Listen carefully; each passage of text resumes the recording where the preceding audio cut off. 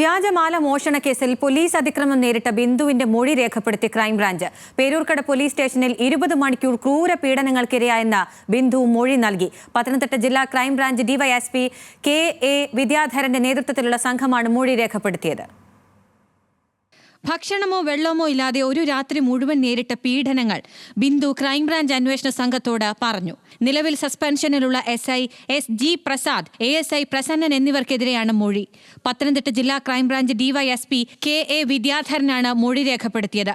സത്യം ജയിക്കുമെന്ന് മൊഴിയെടുപ്പിന് ശേഷം ബിന്ദു പറഞ്ഞു. വിശ്വാസമുണ്ട്, പൂർണ്ണമായിട്ട് എനിക്കറിയാം. നടപടി ഉണ്ടാവണം. ഈ അഡ്വക്കേറ്റ് വന്നതിന് ശേഷം എൻ്റെ കാര്യം ഞാൻ പ്രാഥമിക അന്വേഷണത്തിൽ തന്നെ പോലീസിന്റെ ഭാഗത്തു നിന്ന് ഗുരുതര വീഴ്ച കണ്ടെത്തിയിരുന്നു. മുഖം രക്ഷിക്കാൻ ഡ്യൂട്ടിയിലുണ്ടായിരുന്ന ഉദ്യോഗസ്ഥരെ സസ്പെൻഡ് ചെയ്തു. SHO R ശിവകുമാറിനെ സ്ഥലം മാറ്റി.